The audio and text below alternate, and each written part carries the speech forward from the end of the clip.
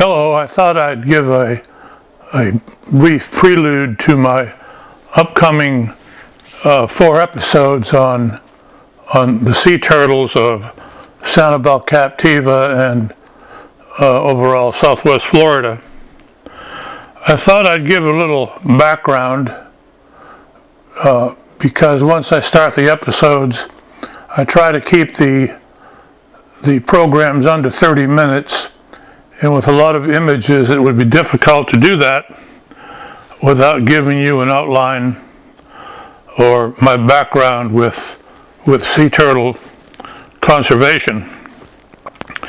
And I'm reading this from the second edition of my book on the sea turtles of southwest Florida. It's a timely paragraph that I'm reading.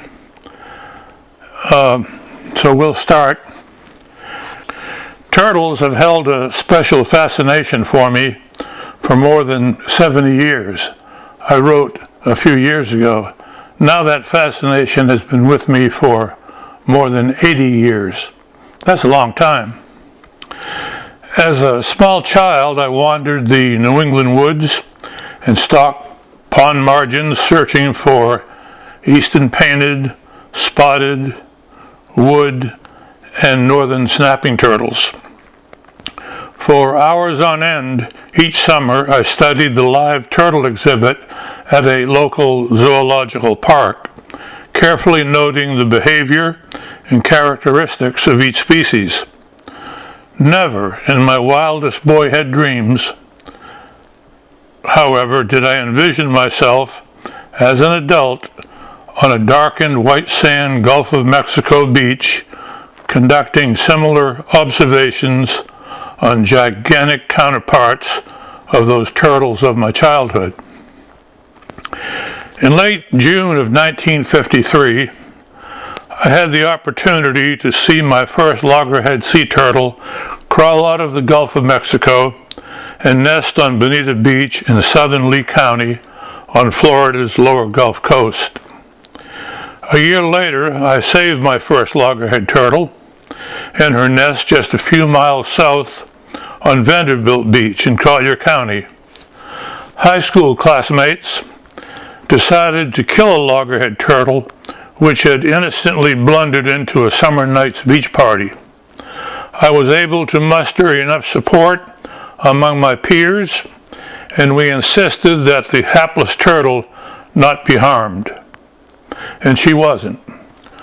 Moments later, I kneeled in the moonlight and watched in awe as a prehistoric scene unfolded before me.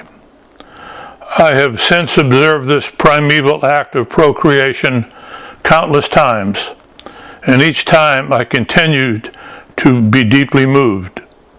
I had discovered a special role for myself, for on that night my life's work was established.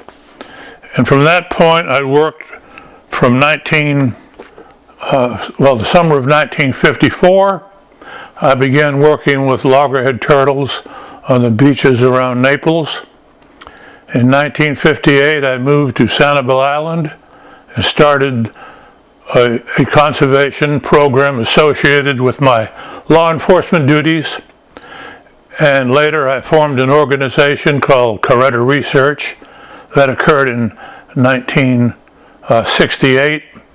And I continued that program with the help of a lot of great people until I retired in 1992.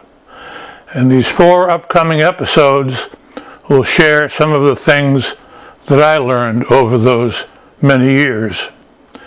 Now this will be, like I mentioned, 4 episodes. However, it will not be the end of my discussion about sea turtles. And if you have any comments, please ask me questions relative to those comments. And please subscribe to my channel and like it on YouTube to help it grow and expand and help educate more people to the human and natural history of Sanibel Island and nearby southwest Florida. Thank you for your attention, and I'll see you next episode.